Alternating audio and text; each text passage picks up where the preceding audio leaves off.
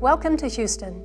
I'm Sharon Hagel with Space Kids Global, and we're here today to talk to Commander Peggy Whitson, whose nickname is Space Ninja. Peggy's here to share her story with space kids around the world in our new series called What Kids Want to Know. Peggy was the first female commander of the International Space Station in 2007 and again in 2017. She did 10 spacewalks and a total of 665 days in space. But recently her record was broken. Well, only one record. Christina Cook only broke my single flight duration record. My cumulative record of 665 days is more than any other US astronaut and more than any woman in the world. Wow, that's amazing, and I'm so excited that you kept the record. Me too, but records are made to be broken, and there's a lot of young people out there right now that I hope are going to break a lot of records in the future. Well, let's get started, Peggy, with our first question. But before we start that, you have to tell me how you got Space Ninja as a nickname.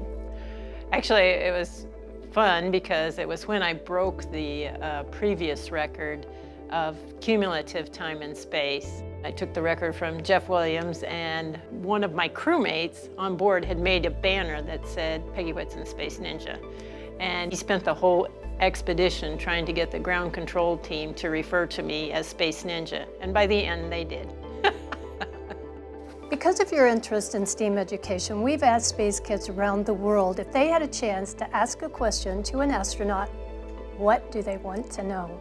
Well, I'm happy to answer them. I always find some really great questions from young people because they look at things from a different perspective. Presley 8 from Hebron, Kentucky wants to know, what do I need to go to space? Well, hopefully you got a rocket, because that's one of the first key important parts. Got to break free of Earth's gravity.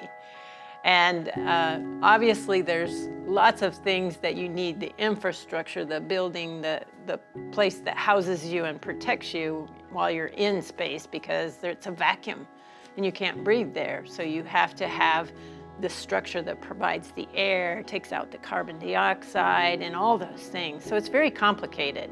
But for you personally, what you need is to be able to be ready for anything, to be adaptable, and to be willing to take on challenges. Natalia 7 from Spain, why does the spaceship capsule not disintegrate when it re-enters the atmosphere?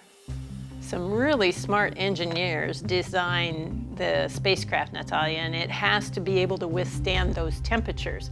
So it gets up to 3,000 degrees Fahrenheit or more on the surfaces of the vehicle. And so they have different types of shielding. Some is called thermal protection system. They were sophisticated tiles on the space shuttle, or they have what's called ablative shielding, which means they have a thick coating that actually burns off. As it burns, it takes the cooling away from the vehicle so the vehicle doesn't get hot. You have to have some protection from the heating that is caused by entering the atmosphere at over 17,500 miles an hour.